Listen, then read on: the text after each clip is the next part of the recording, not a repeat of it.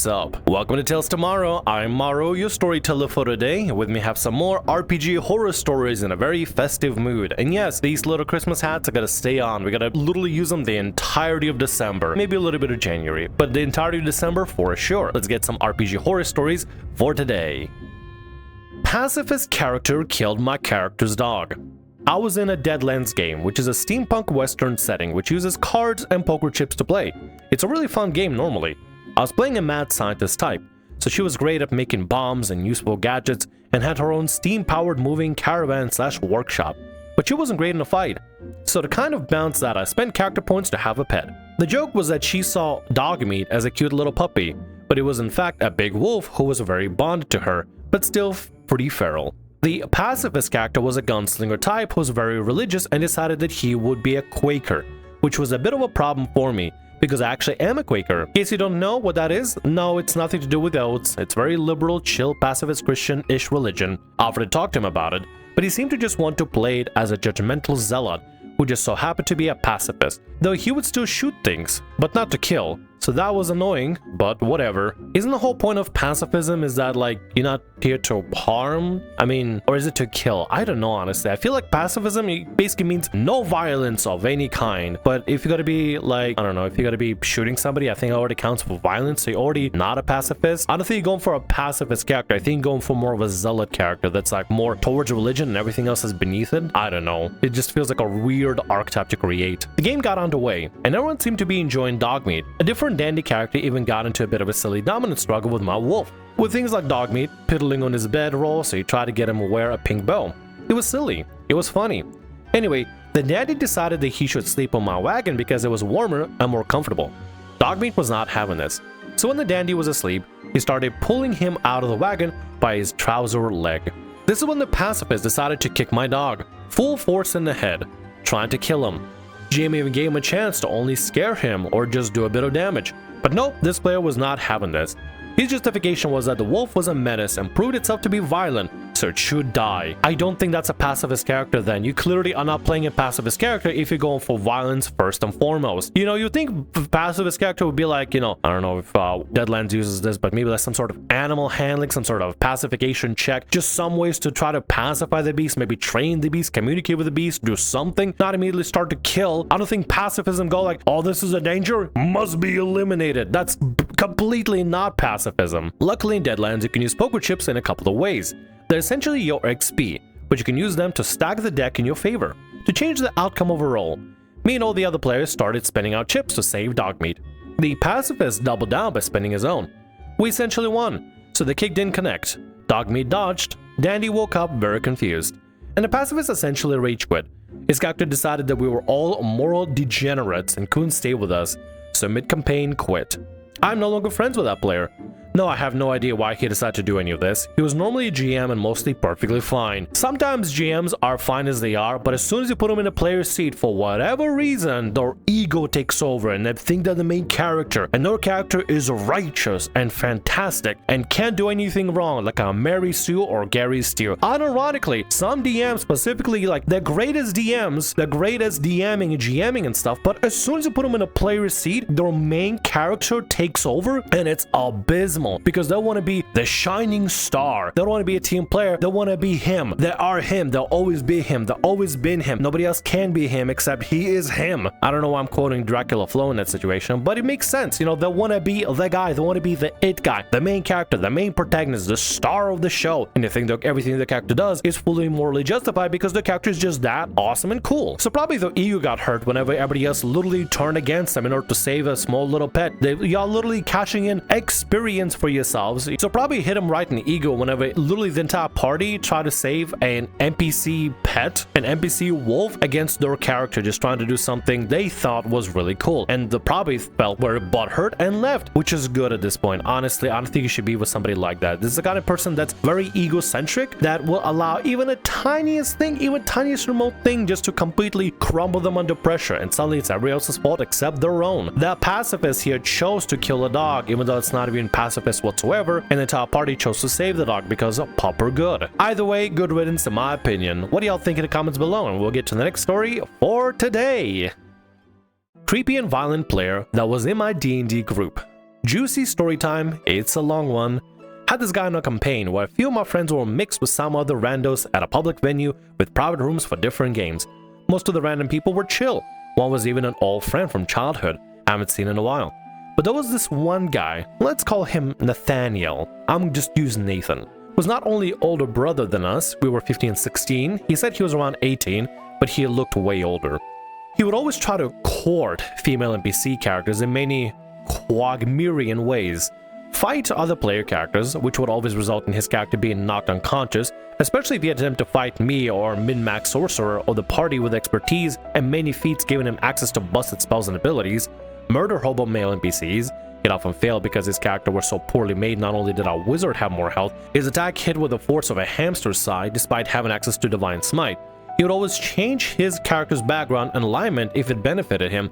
Stuff like, oh, I'm actually the lord of this village, or oh, insert NPC here is a good friend of mine, he'll do whatever I need him to. When we had not only never been here, but he didn't even have the noble background. I'm seeing a lot of red flags already popping up for Nathaniel here, or Nathan, I don't know. Nathaniel just seems like a proper, you know what, maybe we'll use Nathaniel. Nathaniel just sounds pretentious and sounds really prime and divine. No offense to any Nathaniels out there or Nathans out there, but Nathaniel sounds like somebody that really snurfs their own farts every single day in order to get through the day, because they have to feel like they're superior to everybody else. But we have a player that's basically like more focused on trying to court people and like a quack, I'm guessing like Quagmire from Family Guy, like in a bit of a sex pest kind of way. Somebody that tries to fight people for no reason, tries to basically contest everybody in the party and keeps making up stuff about the character even though it doesn't make sense. Like, yeah, I don't think it's the kind of character that is going to benefit the party in the slightest. It'd be one thing if they're making like purposely comedical relief character that just does silly things to, because maybe, I don't know, they had trauma or something, but it's not even that. The dude's just playing a character that he thinks would be cool and nobody finds him cool in the slightest. He then would always be very argumentative when he would fail something or get hit. Oh, actually, I dodged out of the way Elden Ring style instead of getting... Elden Ring style dodge, dude, you can't put Elden Ring mechanics into D&D, it just doesn't work. If you know who XP to level 3 is, he's made a lot of funny as hell videos. D&D but it's Elden Ring, or D&D but it's Skyrim, or D&D but it's Red Dead, and those videos are honestly a really brilliant way to satirize the whole concept of mixing the mechanics of the two. But that doesn't work, my man. You can't just be like, I dodge out of the way. Do you have a feature that lets you dodge out of the way? No? Then you can dodge out of the way. Are you a battle master fighter with a parry maneuver? No? Then you can't do that. Are you a rogue with uncanny dodge? No? Then you can't do that. The fact that he thinks he can just be like, oh, I dodge out of the way Elden Ring style, it just doesn't work like that, man. That's not D&D. He would always play as a paladin because he was a Catholic, but he would make them overly edgy OCs that had god-awful stats. I was playing a min-max bugbear astral self monk, so I would grapple him, lift him into the air about 15 feet anytime he tried to be over the top, and he would fail his contested checks every time. At one point, he also started trauma dumping on us after he failed death saves to try to guilt trip the DM into keeping his character alive.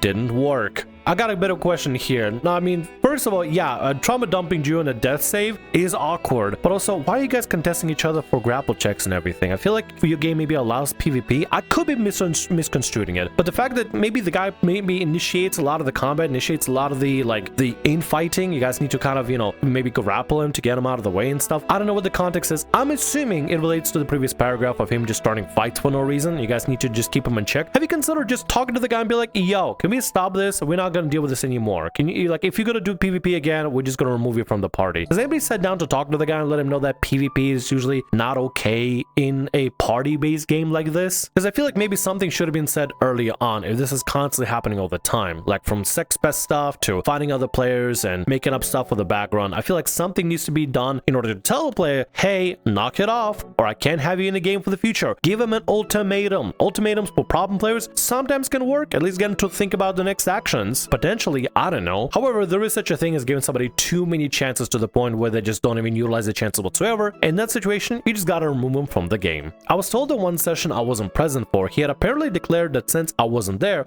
he had the strongest character in the party. Only to have his character die this session, he said that after he neglected to take any rest and accrue an exhaustion level of 3. This doesn't sound so bad until I mentioned this doesn't sound so bad. This guy already sounds like really bad. Why are you guys keeping him around? He doesn't feel like he brings anything to the party. Is he like a really good friend? I got a question for you, OP. is he like a really good friend that nobody has the balls to try to kick out? Because I feel like maybe you probably should at this point have a conversation with him and ask him, like, man, if you're not gonna be playing for real, we're just gonna have to remove from the game. We won't actually play, and you're not really bringing anything to the table. Like, it's one thing if, let's say, for example, it's like a good buddy of you that actually is just comedic relief or actually tries to do the best, but maybe is, you know, a little bit silly, a little bit goofy, a little bit, I don't know, a little bit, as he's a silly little guy. But he's not a silly little guy. The guy is literally like annoying as hell. At least I can't see myself being around somebody like this. Your buddy, your dude sounds obnoxious, like so obnoxious. Why are you guys keeping him around? I genuinely have a question for that. Until I mentioned that he threatened to stalk, kill, or stab not only me, but the childhood friend of mine who I knew had extreme severe hemophilia. He once got a blood nose and had to stand over a sink for 30 minutes during a session. What? He literally threatened to stalk and kill and harm you guys, and you still let him play? What? The thing is that this Nathaniel guy would always get defended by the owner of the venue, who would berate and threaten us over us being mean to Nathaniel? What?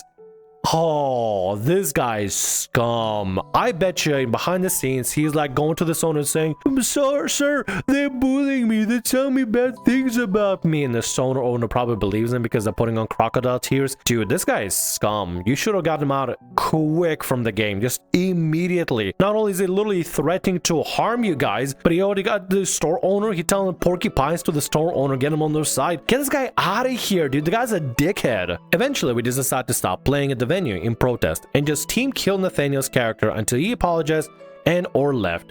The GM also didn't like him because of all that, and apparently Nathaniel was nasty to the DM in private chats, so the DM was in on it too. Eventually Nathaniel was kicked out by the venue owner, and we went to not only get as much better replacement player, but finish the campaign while making jokes at his expense from that point on. I get you guys were like 15 and 16 and stuff, so you want to have that revenge on Nathaniel, and I guess he deserves it and stuff, but like, don't solve problems in-game, just solve it out of game. If you don't want to deal with Nathaniel, just kick him out, because guess what? As a party, as a DM, you can just say, hey Nathaniel, you're not welcome at the game. Don't come in. Your character's gone. We're just gonna continue without you. Boom. There we go. You don't need to team kill and try to force somebody to leave themselves. Just remove them. As a DM, you have the ability to remove the problem player. Don't forget, you have the ability to just remove somebody from your game as a DM if you say so. And therefore, they're not welcome at your table. Do that instead of trying to do this whole thing of like trying to team kill him and get him to basically want to leave himself, because that's not going to work. That's just going to be completely unnecessary. You guys are wasting your time. You're wasting your time, energy, and precious time that could be going into actually playing a game instead of just picking on somebody. I get the guy's a dickhead and he just probably deserves his comeuppance and stuff, but this is just so pointless. Just kick him out next time. Simple as that. It's not even a running gag. And in my campaign rules for us to say, don't be a Nathaniel, which just means don't be cringe, creepy, and make criminal threats. Oh, he also makes loud noises when we were talking too much amongst each other to try and silence us, like imitating a truck horn, even miming pulling the chain while doing and randomly opera singing despite being horrible at speaking, let alone anything melodic, etc. Nah, dude just sounds like an obnoxious jackass. I'm glad you guys kicked him out. Like, for real, you guys should have kicked him out way before the threats even started coming in. But especially, you should have removed him before, like, when the threats started coming out. That's when you immediately caught contact, because the dude literally is clearly unhinged. Dude is having a crash out over his character dying, and character just having an absolutely horrible time because he's not being a team player, and then starts threatening to stalk and kill people. Like, dude is fucking insane unhinged. You gotta get him out of this game. Don't ever tolerate unhinged crazy people. They exist. They'll continue to exist. They'll always continue being out there. Therefore, you gotta watch out for them and remove from the game and remove from your life as soon as possible. Just get them out and move on from there. Just make it easy for yourself next time. Either way, don't be Nathaniel. Just don't be Nathaniel. Don't do what Nathaniel did. If you just be yourself and try to be fairly friendly, I think you'll do just fine out there. And with that, that's gonna be all our stories for today. I want to thank you very much for watching, and thanks so much for being here. If you like what I do, consider subscribing to the channel and leaving a like. Also, if the RPG Horror Stories ever goes down, or if you want to submit your own personalized horror story, email is down in the description below. I'll see you again in more Tales tomorrow. Bye-bye.